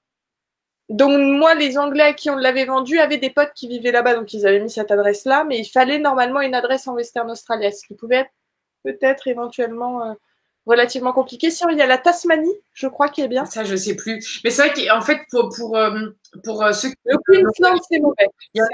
Effectivement, si vous pouvez pas revendre dans un autre état parfois. Sauf que l'Australie est immense. Il y en a certains qui, du coup, se retrouvent à l'autre bout du pays. Donc, c'est absolument quelque chose que vous devez étudier avant d'acheter votre véhicule. Donc voilà, le dossier est en cours de mise à jour. Et figure-toi, Marie, que j'avais entendu un Australien un jour parler de la registration, qu'on a appelé Rego depuis 15 ans. On dit Rego. Ouais, Rego. Je n'en fais pas. Donc voilà, c'est le seul truc un peu chiant administratif en Australie. C'est voilà ce qui regardez bien par rapport à l'État, mais effectivement pour répondre à ta question, on va peut-être avoir besoin d'un tout petit peu plus de temps pour mettre à jour ce dossier qu'on partagera sur notre page Facebook pvtis.net Australie sur laquelle vous êtes actuellement dès qu'il sera mis à jour. Voilà. Ouais. Il faut aussi, enfin, il y a ça, et ensuite, sinon, dans certains cas, vous pouvez aussi changer le lieu d'immatriculation. C'est-à-dire que, par exemple, vous avez acheté un van en Western Australia. Non, alors non, un van en je sais plus. Non, j'ai pas la bonne option. Mais en gros, parfois, ça vaut plus le coup. Pour certains États, je crois que c'est le Queensland, pour faire un changement de propriétaire. Il me semble qu'il faut retourner il faut être dans le Queensland absolument. Et il faut le faire sous 14 jours. Donc t'es en Western Australia, t'achètes un van qui est immatriculé dans le Queensland, c'est vraiment le mauvais plan parce que c'est toi qui vas devoir courir jusqu'au Queensland qui est à l'opposé du pays pour essayer d'enregistrer ton van, ce qui n'est pas une bonne idée. Parfois, il est plus intéressant de réenregistrer son véhicule dans l'état où vous vous trouvez. En fait, ça implique souvent un contrôle technique, des choses comme ça, mais c'est parfois plus intéressant de faire ça. Il faut vraiment étudier cette question-là parce que ça va avoir un impact assez important sur le déroulé de votre séjour, quoi. On va dire ça comme ça. Et acheter un van aménagé, oui, pourquoi pas. Attends, j'ai vu une question tout. Ah ben non, c'est la question suivante. Oui. Pardon, c'est ça. Bah oui. Restons sur les véhicules. Oui. C'est quoi? C'est le système de WOF et accréditation self-contained sont-ils identiques à ceux de la Nouvelle-Zélande? Non. Non, il n'y a pas ça. Donc, le self-contained, c'est voilà, quand tu peux vivre en autonomie dans ton van. L'Australie a même pas ce nom. Non, ils n'ont pas ce Et le WAF, principe-là. déjà, c'est un off. C'est le contrôle technique. Ouais, ça Le WAF confiné. en Australie, pink slip, non, c'est pas ça? Alors ça, c'est le pink slip, ça c'est que pour la New South Wales. Mais enfin, c'est en gros l'inspection du véhicule pour vérifier qu'il est en bon état. On va dire ça comme ça pour résumer. Ça a plein de noms différents selon les États. D'accord. Il faut savoir que dans certains États, oui, il est nécessaire d'avoir, par exemple, quand vous faites un transfert de Regio, donc quand vous rachetez un van à quelqu'un, il faut parfois faire une inspection pour le véhicule. C'est le cas pour la New South Wales, ça c'est sûr. Pour les autres, il faut que je vérifie. Mais ça dépend en fait des États. Moi, je sais que et ça dépend aussi de l'âge du véhicule. Si par exemple il a moins de 6 ans, non. S'il a plus de 6 ans, oui. Enfin, vraiment, ça dépend d'un État australien à un autre. Donc c'est pour ça que on peut pas vous répondre genre directement. Moi, je sais que pour la Western Australia, j'avais un truc. Alors, j'avais pas de contrôle technique du tout à faire. Ça, c'était pratique, c'était bien. Par contre, j'avais sur les véhicules plus récent que le mien. Le van qu'on avait acheté datait de 1989. Il était trop vieux pour être concerné par cette politique, mais en Western Australia, c'est quand même le cas pour les véhicules un peu plus âgés. Il fallait un immobilizer ou quelque chose comme ça, un truc qui est contre le vol des voitures, si j'ai bien compris. Nous, on n'a jamais eu à l'avoir, mais c'était obligatoire pour faire immatriculer un van en Western Australia. Donc, il faut vérifier, par exemple, si quelqu'un achète un van ailleurs et le fait immatriculer là-bas, faut vérifier l'immobilizer. Mais voilà, c'est pas partout le système de la vérification mécanique et des trucs de sécurité. Néanmoins, je vous recommande quand même de toujours faire inspecter votre véhicule, le véhicule que vous comptez acheter, même s'il n'y a pas une truc officiel, etc. C'est quand même nécessaire. Et par contre, ce qu'on disait, c'est en Australie, par contre, il y a la Regio, donc où c'est un enregistrement du véhicule pour pouvoir rouler sur les terres australiennes. Oui, c'est ça. C'est quand même un coût financier assez important. Là, j'étais en train de mettre à jour justement un tableau qui datait de 2007 pour l'enregistrement d'un véhicule, le transfert, etc. Pour la New South Wales, donc là j'ai fait le calcul, c'était au moins $1 200 de frais. Parce que ça inclut aussi des assurances, des choses comme ça. Attendez la mise à jour du dossier. C'est en cours. Parfait, merci Marie pour toutes ces infos. Peut-on travailler en tant que barman avec un PVT en Australie? Est-ce qu'on a des conseils, tout ça? Alors, je sais qu'on a posté un dossier sur la restauration en Australie. Alors, restauration et barman, c'est pas tout à fait pareil, mais qui a été rédigé il y a moins d'un an par quelqu'un qui a bossé là-dedans, qui pourrait être intéressé, je pense. Après, bien sûr qu'on peut bosser comme barman en tant que PVTiste. Je l'ai fait, moi, dans un tout petit village. Dans un tout petit bar, 2 soirs par semaine, alors que le reste des jours, je ramassais des melons. Donc, c'est très fatigant. Mais oui, effectivement, il n'y a aucun souci. Après, des conseils, je dirais que peut-être si tu sais faire des cocktails, des trucs comme ça, c'est pas mal de le mettre en avant. Par exemple, pour les cafés, souvent, tu as une formation de barista pour faire les petits cœurs sur les cafés, tout ça. Je sais pas trop si pour tout ce qui est barman, c'est la même chose. De l'expérience, certainement. Je te conseille d'avoir un bon niveau d'anglais parce que moi, j'étais dans une petite ville, mais quand tu es dans un bar très bruyant, que les gens font et que tu comprends pas les commandes, franchement, parfois, je me suis imaginé, Marie, je te jure, c'est vrai, je me suis dit, mais moi, je comprendrais pas. En parlant bien anglais, mais tu sais, des fois, c'est tellement bruyant, je me dis qu'il faut quand même, alors, parler anglais et connaître un peu le nom des cocktails, genre un rhum orange, c'est un screwdriver. Enfin, je sais que c'est ça aux États-Unis. Je sais pas si c'est pareil en Australie, mais pareil. Sinon, tu passes à côté des commandes et tu fais n'importe quoi. Enfin, je pense. Hein. Donc, ce serait ça mon conseil. Parce que oui, le mec qui fait gentil et toi tu fais quoi, comment? Tu fais j'ai pas compris. Excusez-moi.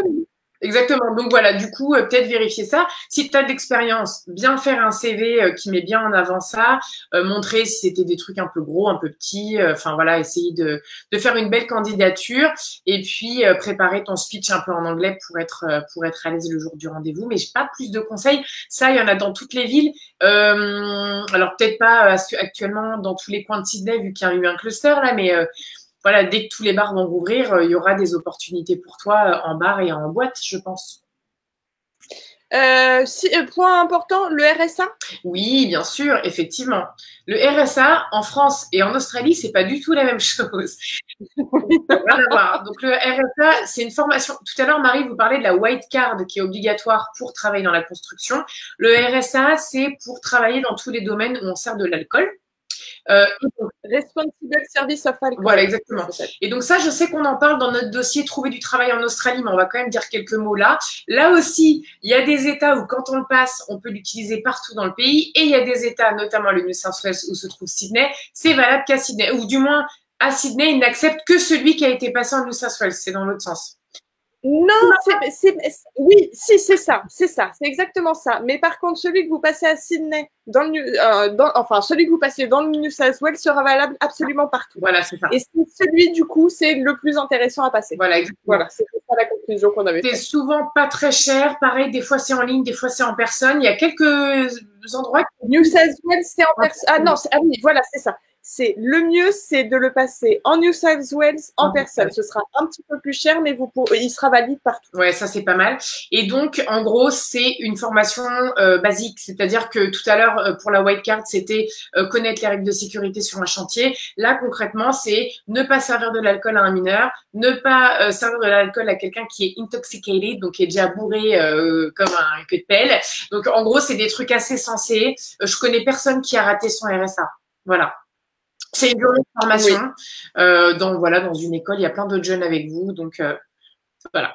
C'est 6 heures. Ça va, c'est pas la mort. C'est une journée. Et voilà, là, je voyais le coût, c'est entre 50 et 130 $. 130 $, c'est en personne. Enfin, les tarifs, c'est du plus petit au plus grand. Hein. Mais c'est environ 100 $ pour une journée en personne et 50 $ en ligne. Là aussi, il y a des arnaques en ligne, faites attention. Oui. Essayez, il y a sur le dossier Trouver du travail en Australie, normalement, on met un truc sur attention aux formations. Faites-les toujours dans des lieux reconnus, voilà. Et je crois, voilà, on a un tableau récapitulatif avec les liens vers les organismes autorisés dans chaque État, où vous pouvez trouver les organismes acceptables et acceptés. Pareil, vous ne pouvez pas passer ces formations sans être déjà en Australie parce qu'il vous faut un numéro d'étudiant. Parfait. Et vous pouvez l'obtenir qu'une fois votre PVT valide. Oui, tout à fait. D'ailleurs, il y a quelqu'un qui nous dit que son objectif, c'est de devenir barman en Australie en passant par l'EBS, le European Bartender School. Là, j'ai mis mon meilleur accent français. Je ne connais pas, donc je n'ai pas de commentaire à faire sur ton commentaire. Mais ça a l'air super. Enfin, je veux dire… Elle a l'air connue, je sais pas. Mais en tout cas, je pense que faire ce genre d'école, vu qu'elle est à Sydney, c'est reconnu. Donc, à voir s'ils te mettent directement le RSA ou si tu dois le passer par ailleurs. Mais je pense que il y a des belles opportunités, à mon avis, là-bas. Voilà, avec un niveau d'anglais. Ouais. Mais il vaut mieux avoir quand même de l'expérience. Je ne sais pas si les gens tout droit sortis des écoles, je ne sais pas, à voir. Petit point quand même important par rapport aux écoles, parce que moi j'ai déjà vu ça, j'ai déjà vu pas mal de gens qui se sont fait un peu avoir comme ça. C'est qu'en cherchant avant de partir, ils trouvent un travail. Enfin, on leur dit qu'ils vont avoir un travail, mais qu'il faudra quand même passer une formation. Et en fait, ils se retrouvent à payer des écoles dès l'arrivée. Et il n'y a pas forcément de travail à l'issue de ce truc-là. D'accord, ok. Voilà, juste faites attention à ce genre de truc. J'ai déjà entendu ça plusieurs fois. Il y avait un mec, c'était pour une école de surf, un autre, c'était une école de plongée. Enfin, voilà, je sais pas, c'est un peu chelou. Dites-vous que les arnaqueurs sont très innovants. On en voit beaucoup. Et on est toujours épaté par leur créativité. Donc, faites attention. En plus, il faut savoir que les voyageurs, les backpackers, les PVTistes en Australie, c'est environ 200 000 personnes par an. C'est un gros bassin de plein de gens qu'on peut essayer d'arnaquer. Donc, il y a des arnaques en tout genre, malheureusement. Voilà. Alors, juste, on est sur une totale, complète parenthèse, etc. Mais quand même, je tenais à le dire parce que j'ai découvert ça récemment. Enfin, j'ai découvert ça il y a 3 jours. Il y avait 475 000 jeunes en PVT dans le monde. Ouais. Il y a 2 ans, il y a 1 an ou 2 ans. Voilà. En Australie, du monde entier ou dans le monde? Partout dans le monde. Ah oui, donc genre la moitié, c'est en Australie, quoi. Ouais. Ça correspond au fait des Français qui partent. Ceci dit, chez nous, 45 000 Français partis en 2019, dont 20 000 en Australie. Oui, la stat reste cohérente. Vraiment le pays star où vous allez. Donc, ça a des avantages. Vous allez rencontrer des gens du monde entier. Vous pouvez faire la fête, c'est super bien et tout. Et du coup, il y a de la concurrence aussi, quand même.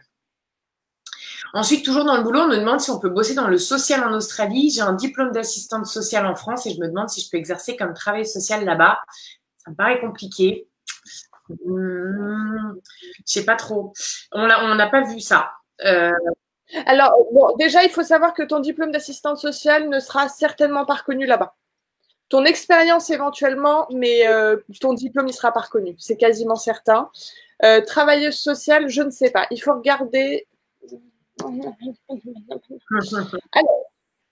Alors, il faut regarder sur. Il faut regarder sur. C'est un petit peu ce que je disais tout à l'heure sur la communication. Si tu étais déjà là, c'est que encore une fois, tu es là pour 1 an seulement. Tu as le droit de travailler que 6 mois pour un même employeur.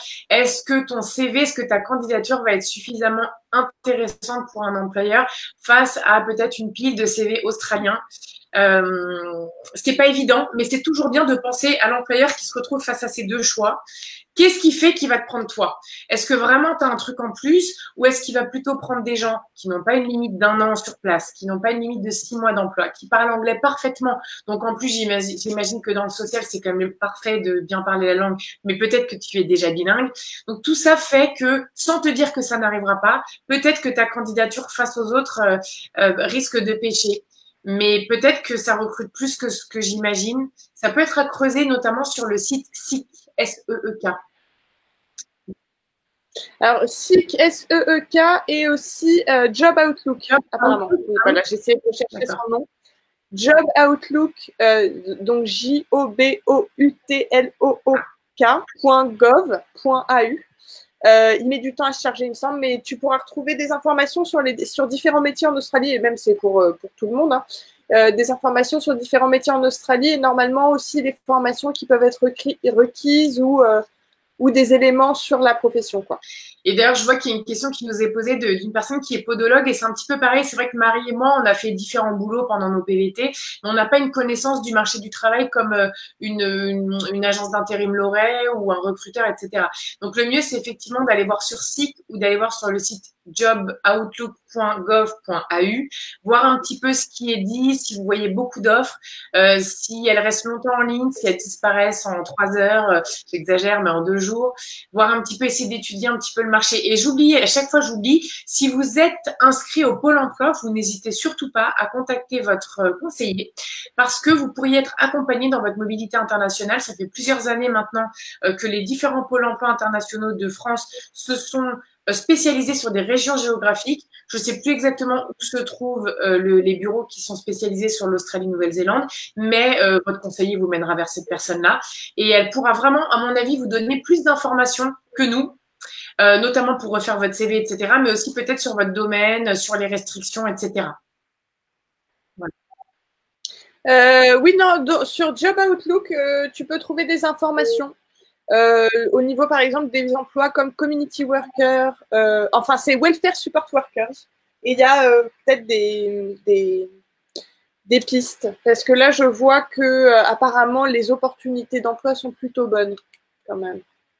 Mais je ne sais pas s'ils recruteraient pour le coup des PVTistes. J'aurais tendance à penser que non, mais on ne sait jamais. Ceci étant dit, si vous êtes dans un métier comme ça, un petit peu original, donc là, on a eu podologue, assistante sociale, j'ai vu aussi ferronnier d'art ou encore dans le funéraire. Donc là, tous les cas, vous êtes tous ces pompons parce que nous, on ne voit pas souvent ça. Non, si vous bossez dans votre domaine en Australie, contactez-nous quand vous bossez depuis plusieurs mois. On serait ravis de vous interviewer sur le site écrit. Et du coup, ça permettrait peut-être à des gens qui partiront dans 1 an, dans 2 ans, dans 3 ans en Australie et qui travaillent dans votre domaine d'avoir des infos. Soit c'est incroyable, il y a du boulot partout, ou alors c'est une tannée pas possible, il y a pas de boulot. Voilà, ça pourrait être intéressant. Donc n'hésitez surtout pas à nous contacter pour témoigner. Parce que oui. D'ailleurs, j'en profite tout de suite pour la personne qui voulait travailler dans les services funéraires. Apparemment, il n'y a pas de réglementation spécifique. Je viens de voir ça. Il faut là aussi aller voir sur le site joboutlook.gov.au. Il y a un truc qui s'appelle Funeral Worker et ça te donnera quelques informations. Mais dans les chemins, les pathways pour accéder à la profession, ils disent qu'il n'y a pas besoin de qualification formelle. J'ai aussi vu que par contre, il y a des règles un peu établies dans certains États, notamment le Queensland qui a établi un certain nombre de règles sur comment on travaille dans ce domaine-là, mais il n'y a pas de réglementation sur qui a le droit d'exercer la profession et qui n'a pas le droit. Et il y a aussi un truc qui pourra être utile, c'est, enfin même pour, pareil, pour les travailleurs sociaux, etc., c'est les associations professionnelles en général où vous pouvez aussi trouver des ressources et des informations. Pour le travail funéraire, c'est la Australian Funeral Directors Association, où tu pourras peut-être trouver des infos. Voilà. Donc, Job Outlook, il est très bien le site. Et la dernière personne, c'était ferronnier d'art, forgeron. Alors, ferronnier d'art, je connaissais moins, mais forgeron, j'aurais tendance à penser qu'il peut y avoir des opportunités. Souvent des métiers où, tu vois, genre généralement, l'expatriation marche plutôt bien, mais je veux pas trop m'avancer non plus. Donc là, j'imagine que le site Job Outlook est aussi une bonne ressource pour tous les domaines. Je check s'il y a des choses. Non, j'ai pas. Non. Faudrait voir sur SEEK alors, SEEK, voir un petit peu s'il y a des offres. Parce que quand tu dis ferronnier d'art, c'est vrai que moi je connais pas très très bien, à voir si, je sais pas exactement s'il y a moyen d'exercer ton métier peut-être en freelance ou peut-être sur des missions de bénévolat. Je me rends pas du tout compte. Hein. Je dis peut-être totalement. Ah si, j'ai trouvé. Il y a aussi une fiche dessus et tout. C'est quoi le nom? Forgeron en anglais, je l'ai plus. Je suis pas sûre. Si, Blacksmith. Ah ben c'est ce qui vient de répondre Rémi. Il s'appelle Rémi. Donc ouais voilà, très bien. Donc il y a sur Job Outlook, donc n'hésite pas à aller voir. Ça a l'air d'être une très bonne ressource. C'est une profession qui s'appelle Metal Casting, Forging and Finishing Trades. Et il faut beaucoup d'expérience, apparemment. Voilà.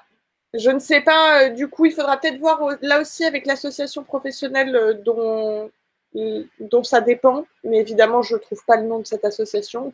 Ça vaut un petit peu sur Google en essayant de trouver des infos. Et pourquoi pas, je ne sais pas Marie, je ne sais pas si on leur envoie les gens, mais tu sais, tout ce qui est CCI, les chambres du commerce et d'industrie, peut-être qu'ils peuvent avoir des petites pistes. Ça éventuellement.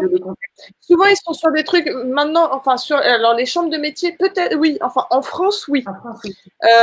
Celles qui sont les chambres de commerce françaises à l'étranger, ils sont surtout dans du commerce, en fait. Ouais, peut-être, on ne sait jamais, mais ils sont surtout dans du commerce. Mais on ne sait jamais. Ouais. Ça vaut le coup. Moi, je me souviens, c'est quand j'étais à Hong Kong, j'avais rencontré un mec qui m'avait dit, ah non, mais moi, avant d'arriver, j'ai contacté plein de gens. Il avait contacté son député, il avait contacté la CCI à Hong Kong, il avait contacté plein de gens pour avoir des informations et les gens lui avaient répondu. Ouais. Donc, alors pas tout le temps, mais il lui avait répondu, il avait eu des contacts très rapidement et tout pour chercher du boulot. Enfin, voilà. D'accord, très bien. Débrouillard, quoi. Impeccable. Petite question pour le Pôle emploi. Cela signifie qu'on peut avoir son chômage lorsqu'on est en PVT, ou plutôt qu'il nous aide à trouver un job dans notre domaine. Non, on n'a pas le droit de toucher les allocations au Pôle emploi pendant qu'on est à l'étranger dans le cadre du PVT. En revanche, il est possible d'avoir, entre guillemets, 5 semaines de congés payés, même en étant inscrit au chômage, et donc de toucher légalement en début de séjour 5 semaines d'allocation si vous n'avez pas pris vos vacances dans l'année. Ça, votre conseiller vous le dira, puisque c'est pas du tout illégal comme façon de faire. Et puis ensuite, il faut le prévenir 72 heures avant votre départ. Voilà.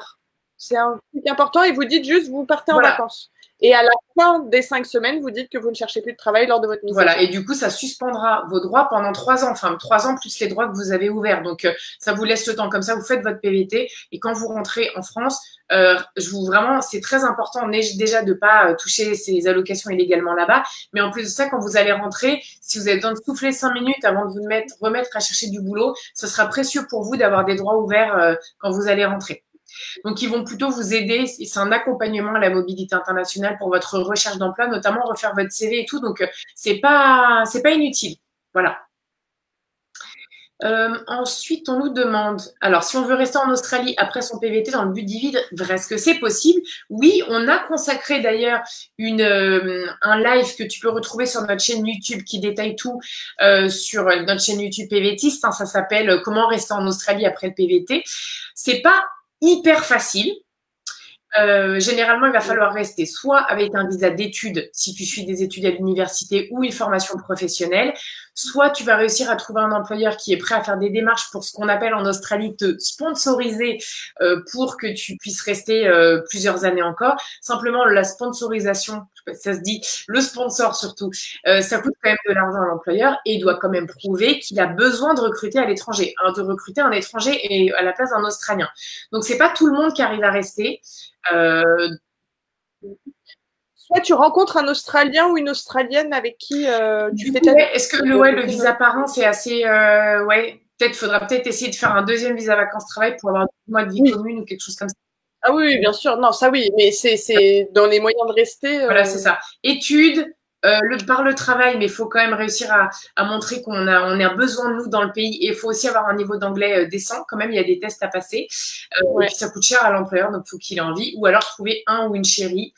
Mais voilà, je t'invite vraiment à regarder le replay de l'autre parce que là, il nous reste quelques minutes avant de terminer. Et ça a été l'objet d'un live complet. Donc, tu pourras aller fouiller dessus pour les différentes options. Voilà. Ensuite, si j'ai un van aménagé en France, savez-vous si je peux l'emmener en Australie? Par quel moyen? Est-ce que c'est cher? Je pense que c'est genre une galère sans nom. Parce qu'il y a l'importation du véhicule qui me semble hyper compliquée. Il y a le fait que ton véhicule n'est pas du bon côté, enfin, que le volant n'est pas du bon côté. Il y a le fait qu'il va falloir le réenregistrer une fois sur place. Enfin, ça me semble, mais je dirais complètement. Ce que je te recommanderais, c'est tu vends ton van en France, peut-être à moi, je pourrais être intéressée. Elle est forte. Tu vends ton van en France et avec l'argent que tu as récupéré, tu t'achètes un van là-bas. Sinon, tu gardes ton van en France parce que tu as l'air d'y tenir, tu le loues, je sais pas, tu trouves un moyen pour le louer pendant 1 an et tu t'achètes un van là-bas. Parce que ça me semble… Enfin, je ne peux pas, on peut pas te dire comment. C'est juste, moi, ce que je peux te dire, c'est, ça a l'air extrêmement compliqué.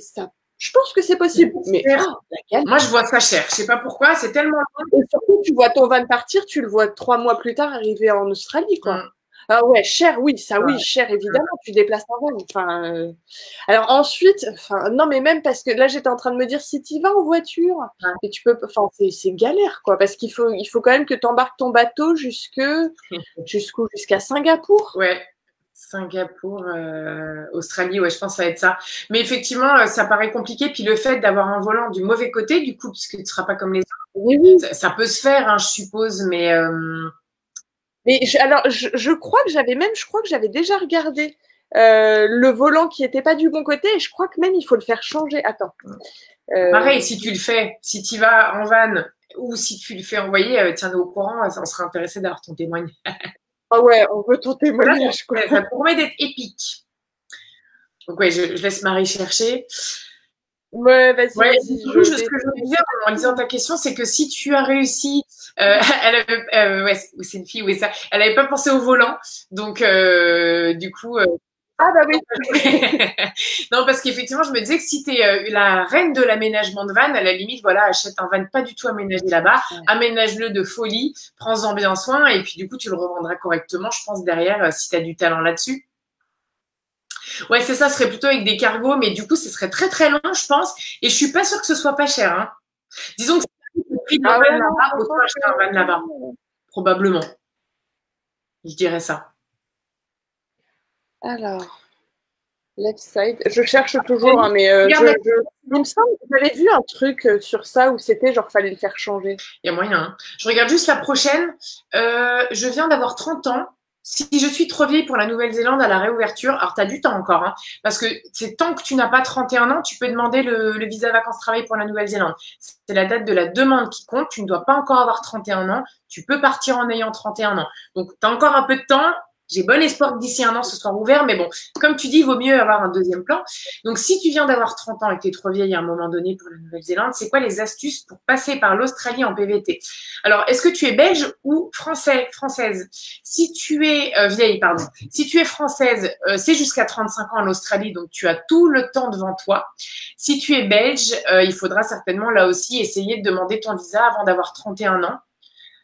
Parce que les astuces pour passer par l'Australie en PVT, je suis pas sûre d'avoir compris ta question.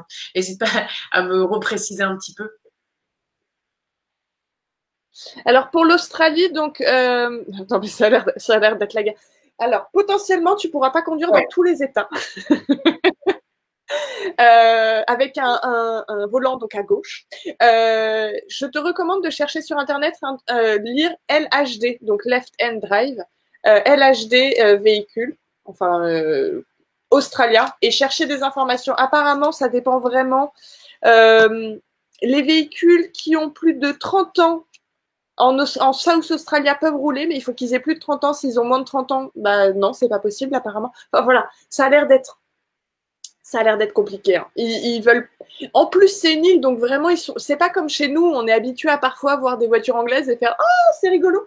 Là-bas, ils sont pas habitués à voir ce genre de choses et je pense que du coup, même ils ont des règles pour dire non, mais en fait, vous n'avez pas le droit de conduire du mauvais côté de la route. Enfin, non, c'est pas tant ça.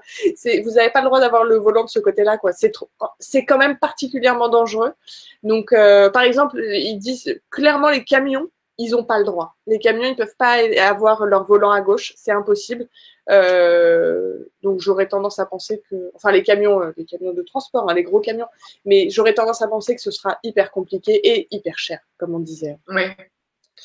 Voilà. Il y a quelqu'un qui demande si ça se fait d'aller en Australie en bateau avec des cargos, mais il voulait dire au lieu de prendre l'avion, squatter un bateau de commerce. J'ai déjà entendu ça, mais c'était pas pour l'Australie, ça devait être pour le Canada. Quelqu'un qui est parti en PVT en cargo, mais je me demande si dans notre dossier sur partir en PVT sans prendre l'avion, on en parle, ou j'ai déjà lu ça en fait quelque part. Je pense que ça peut se faire. Une petite recherche Google, à mon avis, si c'est pas chez nous que tu tombes, ce sera sur, je sais pas, Voyage Forum ou Le Petit Futé ou je sais pas qui. Il y a bien quelqu'un qui l'a fait, j'en suis quasiment sûre. Ouais. Oui, non, je pense que ça se fait. Il doit y avoir des gens qui l'ont raconté sur des blogs ou des choses comme ça c'est possible. Ça sera sûrement plus cher que l'avion aussi, là encore. Et bon, il ne faut pas avoir le mal de mer, évidemment, mais ça doit être possible. Il y a aussi dans les autres choses à envisager le convoyage de bateaux. C'est si vous avez vraiment le pied marin, etc. S'il y a un riche Australien qui a besoin de rapatrier son bateau qui était sur la Riviera et qui a besoin de le rapatrier à Sydney, on sait jamais, et vous faites partie de l'équipage et hop, comme ça, bon, quoi. C'est une option. Quoi ? Comment on trouve ça ? Il y a des sites spécialisés de convoyage. Ouais, bon, c'est complètement aberrant, mais ça existe. Ça se fait. Moi, je sais que j'avais un copain qui était parti dans les Antilles comme ça. Je trouve ça super cool. Personnellement, jamais, au grand jamais, je fais ça parce que la mer et moi, c'est pas ça. Mais bon, pour ceux qui tiennent le choc de la mer, ça va. C'est jouable. Eh bien, impeccable. Je regarde un petit peu les questions et en fait, on nous dit dans l'oreillette que c'est bien chez nous qu'il y a quelqu'un qui a témoigné, Corentin, qui était parti en Australie justement en bossant sur un cargo. Donc, idéal, la question, tu auras des réponses dessus. Donc, très bien. Quelqu'un nous dit, j'ai 35 ans dans 3 semaines. Pensez-vous que j'ai mes chances de partir en Australie cette année? Alors, cette année, on ne sait pas, mais tant que tu n'as pas 36 ans, tu es éligible encore. C'est comme pour la Nouvelle-Zélande. Tant que tu n'as pas fêté tes 36 ans heure australienne, hein. Donc attention, tes 36 ans, ils auront lieu avant en heure australienne que heure française ou belge. Là, si demain c'était tes 36 ans, tu les aurais, déjà. C'est ça. Donc ça veut dire que, imaginons, tu as 36 ans, alors dans 3 semaines plus 1 an. Donc j'espère qu'on sera sorti de tout ce voilà. Mais imaginons, tu demandes ton visa, c'est la date de la demande qui compte. Même si tu obtiens ton visa en ayant 36 ans et demi, c'est pas grave. Tu auras toujours 1 an pour partir en Australie. Donc toi, tu es un peu tranquille là, vu que tu as 1 an. 1 an pour faire ta demande, même pas 1 an pour partir. Donc tu as encore un petit peu de temps, c'est cool. Quelqu'un qui dit bonjour, actuellement en quarantaine en NZ, j'ai un Critical Purpose Visa de 6 mois, puis-je faire une demande depuis la NZ pour un PVT OSE? Oui, normalement c'est possible. Donc comme on disait un peu plus tôt, l'Office du tourisme australien nous l'a confirmé. Ouais. Normalement c'est possible. N'hésite pas, si après quelques jours tu n'as toujours pas de réponse, à contacter les autorités australiennes. On a dans notre tutoriel sur le PVT Australie, on a un lien vers le formulaire parce que je peux pas te le dire comme ça parce qu'il est un peu compliqué. Oui. Tutoriel PVT Australie à dicter, on va dire, et en plus, enfin, il est difficilement trouvable. J'avais mis à chaque fois du temps, donc maintenant à chaque fois je vais sur le chapitre du tutoriel, sur le chapitre délai d'attente et obtention du visa. Ensuite, tu fais un commande F et tu trouves un lien qui s'appelle, qui est un formulaire dédié aux participants au Working Holiday. Je le mets sur le lien. Éventuellement, on pourra peut-être te le partager. Il a été déjà donné plus haut par Annelise. Merci Annelise au passage. Mais après quelques jours, si tu n'as pas de nouvelles de leur part, tu peux peut-être leur envoyer un message en disant « Je suis en Nouvelle-Zélande, j'ai fait ma demande, etc. » avec le numéro de ta demande, et tout ça. et normalement, tu devrais l'obtenir. Et dans ton cas, vu que là, tu pars pour donc une quatorzaine plus 6 mois de boulot en Nouvelle-Zélande, vu que tu as 1 an pour valider le visa vacances-travail Australie, pourquoi pas faire ta demande dès maintenant? Comme ça, s'ils prennent tout leur temps à te répondre, tu as du temps. Tu vois, vous voyez ce que je veux dire? Vu qu'il a 1 an pour partir valider son visa, pourquoi pas faire la demande maintenant? Et nous tenir au courant si ça marche aussi. Et on aimerait bien aussi savoir comment tu es rentré en Nouvelle-Zélande. Enfin, bon, non, c'est peut-être des raisons personnelles ou des choses comme ça, mais c'est un visa critical purpose, donc soit il est dans la santé, soit il est dans les domaines hyper essentiels qui permettent de partir en Nouvelle-Zélande. Voilà, c'est vrai que c'est des domaines assez précis, mais c'est vrai que ça peut être intéressant de savoir dans quel domaine tu es, ceci dit. Ah oui, d'accord. Donc, je viens d'avoir 30 ans, je suis trop vieille pour la Nouvelle-Zélande à la réouverture. Bah, comme on disait, si tu n'as c'est tant que tu n'as pas 31 ans, si la Nouvelle-Zélande réouvre, admettons, genre croisons les doigts, admettons que la Nouvelle-Zélande réouvre dans 6 mois, peu probable, mais on ne sait jamais, tu n'auras pas encore 31 ans et donc tu pourras faire ta demande de PVT Nouvelle-Zélande. Ensuite, c'est quoi les astuces pour passer par l'Australie en PVT? Oui, en gros, tout à l'heure, on n'a pas trop compris la fin de la question. Les astuces pour passer en Australie. Non, c'est vrai qu'on l'a vu tout à l'heure, celle-ci, mais c'est pour passer en Australie, du coup. Parce que comme tu es française, parce qu'elle a répondu entre-temps qu'elle était française, donc tu as jusqu'à 35 ans.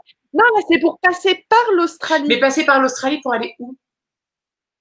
Si c'est pour se dire je pars en Australie pour aller en Nouvelle-Zélande, ça marche pas actuellement. Un, tu peux pas rentrer en Australie, et deux, les gens qui arrivent d'Australie ne peuvent pas passer en Nouvelle-Zélande, à part pour des critiques. Ouais, c'est ça. C'est pour ça que je suis pas sûre qu'on ait compris la question. N'hésite pas à expliciter pendant qu'on passe aux prochaines. Alors, excusez, la question a peut-être déjà été posée, mais j'ai vu que le van, c'était compliqué en Australie. Pas forcément. Il y a la registration, mais le reste, ça va. Donc, j'imagine que de prendre un van pour Australie et Nouvelle-Zélande, c'est compliqué aussi. Ça voudrait dire aller d'un pays à l'autre avec le même van. Il y a tout de l'eau au milieu. Donc, du coup, c'est vrai qu'il y a encore l'histoire d'un cargo. Tout ça. Je sais pas s'il y en a qui l'ont déjà fait, ça. Ben, je sais pas. Moi, j'avais des copains, ils avaient un super van en Australie. Quand ils sont partis en Nouvelle-Zélande, ils ont vendu leur van australien et ils ont acheté un nouveau van en Nouvelle-Zélande. Ok. C'est très bien, c'est fait sans grand problème. Ils ont eu du mal à vendre leur van en Australie parce qu'il était un petit peu cher, parce qu'il était vraiment très bien. Enfin, c'était un grand van, il était trop beau.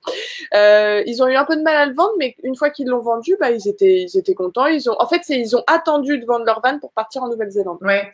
Bah, c'est vrai qu'en tout cas, là aussi, rien ne t'empêche de faire une petite recherche en ligne, par exemple, je sais pas, transport de véhicules, enfin, tu vois, Vehicle Transportation Australia New Zealand, un truc comme ça sur Google. Tu vois, c'est une compagnie, une entreprise qui propose de faire des déplacements de véhicules. Tu regardes le prix. Si c'est plusieurs centaines, plusieurs milliers de dollars, tu peux peut-être te dire que c'est pas très, très intéressant. Par contre, si, contre toute attente, c'est 150 $, why not? Peu probable, mais d'accord. Mais en plus aussi, tu auras quand même des frais d'importation du véhicule dans le pays et tu auras toutes les procédures d'enregistrement. C'est ça aussi quand même qui est problématique. C'est qu'une fois que tu es, par exemple, on va dire que tu étais en Australie, tu rentres en Nouvelle-Zélande, il faut enregistrer ton véhicule en Nouvelle-Zélande pour qu'il puisse rouler sur les terres néo-zélandaises, quoi. Donc moi, ça me semble pas une bonne idée non plus. Hein. Enfin, je sais pas. Et alors, moi, le van en Nouvelle-Zélande, ça a été compliqué. Le van en Australie, ça a été très simple pour moi. Mais j'ai appliqué les conseils que nous mettons sur le site. Oui, ce que je disais tout à l'heure, c'est que rédiger ce dossier sur la registration et tout, c'était quelque chose qui nous a beaucoup embêté, pour être très poli, en 2017. Et comme Marie, là, se penche sur la mise à jour, c'est elle que ça embête aujourd'hui. Chacun son tour. Voilà, en l'occurrence. Mais en vrai, enfin, moi, je sais que ça a été vraiment hyper simple. Hein. Le changement de propriétaire s'est fait super simplement et tout, vraiment. Enfin, voilà. Faut juste savoir, en fait. Faut juste avoir les infos, donc on vous partagera. Voilà, c'est juste pour les infos. Trouver les infos pour nous, c'est compliqué, mais sinon, en vrai, c'est pas si compliqué. C'est juste, il faut les connaître. Voilà. Exactement. Je pense que ce serait notre dernière question qui n'est pas forcément facile. En tout cas, moi, je ne sais pas y répondre. Comment reprendre la gérance d'un restaurant en Australie, conditions de visa, fonds de base, etc. Là, ça vaut le coup d'aller sur le site Home Affairs, celui où vous demandez votre visa vacances-travail, pour regarder les visas d'entrepreneurs, parce qu'il est possible qu'il y ait un visa entrepreneur ou reprise d'entreprise, mais honnêtement, nous, c'est pas notre cœur de connaissance, voire pas du tout. Donc, alors là, pour le coup aussi, là, vous pouvez contacter la CCI française en Australie. C'est la tête, la chambre du Alors, moi, ce que je vous dirais, par contre, ne montez pas un réseau de trafic de drogue en vue de monter. Il l'a fait, un Français l'a fait déjà. Voilà, ça a été fait, il a raté, il est potentiellement en prison maintenant. Ne faites pas ça. Voilà. Il s'est bien débrouillé le temps que ça marchait. Quoi? Il s'est bien débrouillé le temps que ça marchait. Ouais, mais il s'est fait choper rapidement. Ne faites pas ça, effectivement. C'est pas une bonne idée. Donc alors, on va pas avoir d'infos pour toi malheureusement, mais la Chambre du commerce et de l'industrie de la ville où tu penses peut-être, enfin, en tout cas en Australie, où tu prends Sydney ou autre, peut-être qu'ils auront plus d'informations pour toi que nous, ça c'est sûr. Ouais, nous, on a... Voilà. Bon, du coup, on arrive au bout. Là, ça fait une petite heure et demie, donc j'espère que tout ce qu'on vous a partagé comme info, ça vous a été utile. On a fait pas mal de sujets différents. Merci pour la variété de vos questions. Ce live restera disponible sur la page Facebook, bien évidemment, et demain, on le mettra sur notre chaîne YouTube. Et ce que j'essaierai de faire, c'est de mettre les time codes avec les thématiques, hein, parce que sinon, c'est un peu dur. On est vraiment passé du coq à l'âne, je pense. Donc, je fais ça. Et puis, donc, n'hésitez pas à regarder les autres replays, comme je disais tout à l'heure, comment rester en Australie après un PVT, comment estimer son budget pour un PVT, etc. On a pas mal de choses. Et puis, merci pour vos messages, en tout cas pour ceux qui nous répondent. Et puis, on vous retrouve très prochainement, notamment lundi à midi sur notre compte Instagram PVTiste. Ce sera du question-réponse comme là, mais sur le PVT en général, pas que Australie. Donc, s'il y a une question qui vous revient, n'hésitez pas à nous rejoindre sur Insta également. Voilà, merci Marie pour toutes tes connaissances. Et puis à très vite tout le monde. Bonne soirée, bon appétit. À très vite. Oui. Bonne soirée, salut.